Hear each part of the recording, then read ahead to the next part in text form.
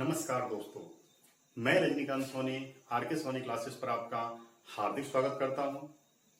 आशा करता हूं आप लोग सुरक्षित होंगे, स्वस्थ होंगे और पढ़ाई लगातार कर रहे होंगे। तो पुराने लेक्चर में मैंने आपको बताया था कि मौलिक अधिकार क्या होते हैं और कौन कौन से मौलिक अधिकार हैं।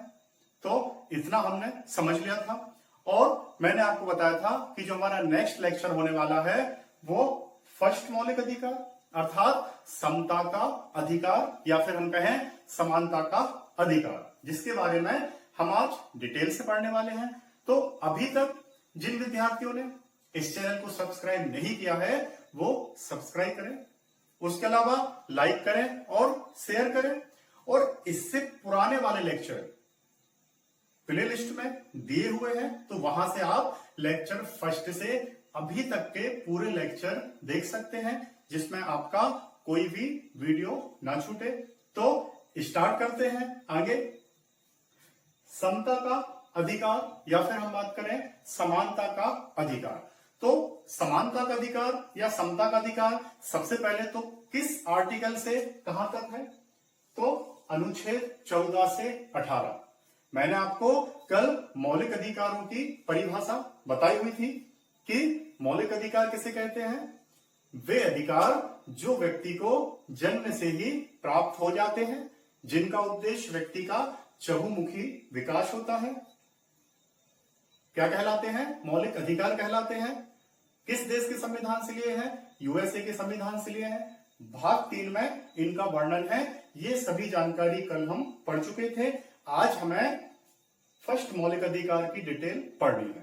तो समता का अधिकार अनुच्छेद 14 से 18 देखते हैं।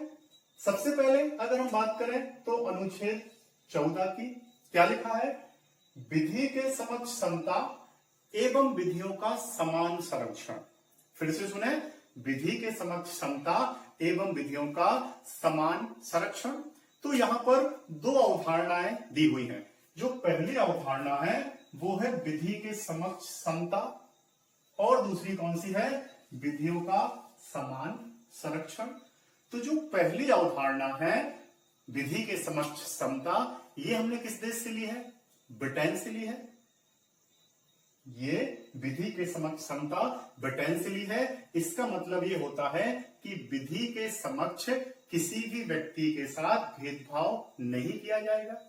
सबके लिए जो कानून है, जो विधि है हमारी, कैसी है? बराबर है। ऐसा नहीं होगा कि गरीबों के लिए अलग कानून होगा, बड़े लोगों के लिए अलग कानून होगा। सबके लिए कैसा कानून होगा? समान। और ये जो अवधारणा है हमने कहां से ली है? ब्रिटेन से ली है। तो विधि के समक्ष समता अर्थात कानून की नजर में सभी व्यक्ति कैसे हैं? समान है, कोई भेदभाव नहीं होगा। एक दूसरी अवधारणा इसी में है विधियों का समान संरक्षण। मतलब जो विधियां बनाई जाएंगी, जो नियम कानून बनाए जाएंगे, सभी व्यक्तियों के लिए समान रूप से संरक्षित करेंगे, किसी के साथ भेदभाव नहीं करेंगे, सभी के लिए समान सिक्योरिटी दी जाएगी, कोई भी व्यक्ति के साथ क्या नहीं होगा? भेदभाव नहीं होगा। तो यह है आपका अनुच्छेद 14, विधि के समक्ष समता एवं विधियों का समान संरक्षण। तो सभी लोग कैसे हैं? कानून की नजर में समान है, किसी के साथ भेदभाव नहीं होगा। तो ये आर्टिकल हमारा 14। अब अनुच्छेद 15 बहुत आईएमपी, धर्म, जाति, मूलवंश, लिंग और जन्म स्थान के आधार पर किसी के साथ भेदभाव नहीं किया जाएगा। फिर से सुने, सबसे पहले धर्म, मतलब कोई भी व्यक्ति किसी भी धर्म का हो, कोई भी व्यक्ति किसी भी धर्म का हो, उसके साथ क्या नहीं होगा? भेदभाव नहीं होगा।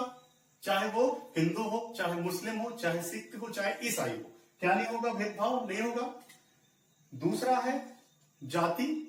अब किसी भी जाति का व्यक्ति हो, उसके साथ किसी भी स्थान पर क्या नहीं होगा? भेदभाव नहीं होगा। सबके लिए समान रूप से सुविधाएं दी जाएंगी। तीसरा मूलवंश, अर्थात उसका वंश उच्च है, वंश निम्न है, किसी प्रकार का विभेद नहीं किया जाएगा। लिंग, अर्थात चाहे वो महिला हो, चाहे वो पुरुष हो, किसी भी प्रकार का भेदभाव नहीं होगा इसमें। ऐसा नहीं कि पुरुष हैं तो उनके लिए विशेष सुविधाएं या महिलाएं हैं तो उनके लिए विशेष सुविधाएं, कोई भेदभाव नहीं होगा। भारतीय संविधान में सभी लोग कैसे हैं, बराबर हैं। हाँ, वो एक अलग बात है कि महिलाओं को कुछ सुविधाएं दी जाती हैं समान रूप से, या फिर हम कहें कि उनके आर्थिक सामाजिक विकास के लिए कुछ सुविधाएं दी जाती हैं, तो विशेष प्रावधान बन सकते हैं। लेकिन यहां पर क्या है, सबके लिए समान रूप से सुविधाएं। जन्म स्थान, ऐसा नहीं है कि कोई व्यक्ति राजस्थान का है तो उसके लिए अलग सुविधाएं हैं, कोई व्यक्ति मध्य प्रदेश का है तो उसके लिए अलग सुविधाएं हैं। अर्थात भारत के क्षेत्र में या भारत का जो भी नागरिक होगा, चाहे वो कहीं भी जन्मा हो, किसी भी राज्य में, किसी भी स्थान पर, उसके साथ क्या नहीं होगा, भेदभाव नहीं होगा। सबके लिए क्या होगा, समान रूप से सुविधाएं मिलेंगी, किसी भी आधार पर क्या नहीं होगा, भेदभाव नहीं होगा। अब आप बोलेंगे कि कुछ राज्य अपने व्यक्तियों के विकास के लिए नियम बनाते हैं। हाँ, तो वो विशेष प्रावधान होते हैं, कुछ राज्य अपने राज्य के लोगों के लिए सुविधाएं दे सकते हैं। तो यहां पर सिर्फ आप क्या समझें, धर्म, जाति, मूलवंश, लिंग और जन्म स्थान के आधार पर किसी भी प्रकार का विभेद नहीं होगा। क्लियर। अगला अनुच्छेद, लोक नियोजन में अवसर की समता या लोक नियोजन के विषय में अवसर की समता। इसका एक सीधा सा मतलब है कि जो भी सार्वजनिक चीजें होंगी या फिर जो सरकारी नियुक्तियां होंगी, उसमें किसी भी प्रकार का विभेद नहीं होगा। जो भी हमारी सार्वजनिक चीजें होंगी, चाहे राज्य से रिलेटेड, चाहे निगम से रिलेटेड, चाहे केंद्र से रिलेटेड, या कोई भी सरकारी नियुक्तियां होंगी या भर्ती होगी, वहां पर क्या नहीं होगा, भेदभाव नहीं होगा। लेकिन यहां पर एक अपवाद है, अनुच्छेद 16(4), जो जरूरी है आपके लिए। अब अनुच्छेद 16(4) के तहत क्या होता है कि कुछ लोगों के विकास के लिए सरकार क्या करती है, विशेष सुविधाएं दे देती है। अर्थात उनके सामाजिक और आर्थिक रूप से जो भी लोग पिछड़े हुए हैं, उनके लिए सरकार क्या करती है, सुविधाएं देती है। जैसे आपने देखा होगा आरक्षण, या फिर हम कहें महिलाओं के लिए या विशेष वर्ग के लिए हम क्या करते हैं, यहां पर कुछ सुविधाएं देते हैं। तो लेकिन यहां पर क्या है, लोक नियोजन में अवसर की समता, अर्थात कोई भेदभाव नहीं होगा। लेकिन जो लोग पिछड़े हैं, जो लोग पिछड़े हैं या आर्थिक रूप से कमजोर हैं, उनके लिए सरकार क्या कर सकती है, कुछ विशेष प्रयास कर सकती है। क्लियर। आगे देखें, बहुत आईएमपी, अस्पृश्यता का अंत, या इसी को हम बोलते हैं छुआछूत का अंत। तो छुआछूत का अंत या अस्पृश्यता का अंत का मतलब होता है कि किसी भी व्यक्ति के साथ हम छुआछूत के आधार पर विभेद नहीं करेंगे। हम ये नहीं बोल सकते कि ये व्यक्ति नीची जाति का है तो हम ना छुएं, ये व्यक्ति ऊंची जाति का है तो हम ना छुएं। यहाँ छुआछूत का पूरी तरीके से क्या कर दिया गया है, अंत कर दिया है। और अगर कोई भी व्यक्ति इस टाइप की भावना रखता है तो उसके लिए दंड के प्रावधान है। और आपको पता होगा 1955 में एक अधिनियम भी बन गया है, एमपीपीएससी के टॉपिक में भी है। अभी 2019 तक एमपीपीएससी में हम ये पढ़ते हैं, अस्पृश्यता अधिनियम पढ़ा होगा। तो ये अनुच्छेद 17 कंप्लीट होता है, छुआछूत का अंत, अस्पृश्यता का अंत। अर्थात आप किसी के साथ क्या नहीं कर सकते, छुआछूत की भावना नहीं रख सकते। क्लियर।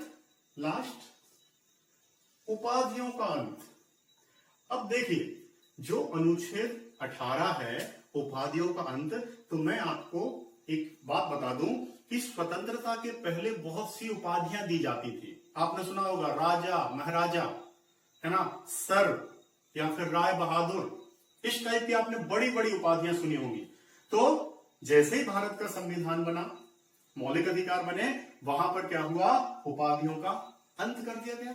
हाँ, कुछ उपाधियां आज भी दी जाती हैं, सेना संबंधी उपाधियां या एजुकेशन संबंधी उपाधियां, तो वो उपाधियां दी जा सकती हैं। लेकिन इसके अलावा कोई भी उपाधियां नहीं दी जा सकती। यहां पर क्या कर दिया गया है, उपाधियों का अंत कर दिया गया है। कोई भी व्यक्ति दूसरे देश से उपाधि प्राप्त नहीं कर सकता है, और अगर वो प्राप्त करना चाहता है तो उसको क्या करना पड़ेगा, उसको राष्ट्रपति की अनुमति लेनी पड़ेगी। बिना राष्ट्रपति के अनुमति के वह क्या नहीं कर सकता, उपाधि ग्रहण नहीं कर सकता। तो यहां मैं आपको बता रहा था क्या, अनुच्छेद 18 उपाधियों का अंत। तो यहां पर कोई भी व्यक्ति बिना राष्ट्रपति की अनुमति के क्या नहीं कर सकता, उपाधि प्राप्त नहीं कर सकता। क्लियर। अब कुछ सम्मान दिए जाते हैं, जैसे भारत रत्न, पद्मश्री, पद्म भूषण, पद्म विभूषण। तो ये सम्मान उपाधि की श्रेणी में नहीं आते हैं, ये सम्मान की श्रेणी में आते हैं, अर्थात इस अनुच्छेद का उल्लंघन नहीं होता है। क्लियर। तो ये हमारा फर्स्ट मौलिक अधिकार कंप्लीट होता है, समानता का मौलिक अधिकार। तो 14 से लेके 18 तक के मौलिक अधिकार आपको याद होने चाहिए। सबसे पहले विधि के समक्ष समता एवं विधियों का समान संरक्षण, फिर धर्म, जाति, लिंग, वंश, परंपरा, जन्म स्थान के आधार पर विभेद नहीं होगा। उसके बाद लोक नियोजन में अवसर की समता, अर्थात किसी भी व्यक्ति को सरकारी भर्ती में भेदभाव नहीं किया जाएगा। अस्पृश्यता का अंत, अर्थात छुआछूत का अंत, उपाधियों का अंत। किसी भी व्यक्ति को कोई भी उपाधि लेने का अधिकार नहीं है, और अगर वो लेगा तो राष्ट्रपति की अनुमति से, वो भी एजुकेशन और सेना संबंधी। तो यहां पर ये आपका फर्स्ट मौलिक अधिकार कंप्लीट होता है, समानता का मौलिक अधिकार। आशा करता हूं कि ये आप लोगों को अच्छा लगा होगा और समझ में आया होगा। इसके अलावा अगर आप लोगों को इसमें कोई भी डाउट हो तो कमेंट के माध्यम से आप पूछ सकते हैं, कोई भी दिक्कत हो तो। अगले लेक्चर में हम पढ़ेंगे दूसरा मौलिक अधिकार, स्वतंत्रता का मौलिक अधिकार। वहां हम 19 से लेके आपका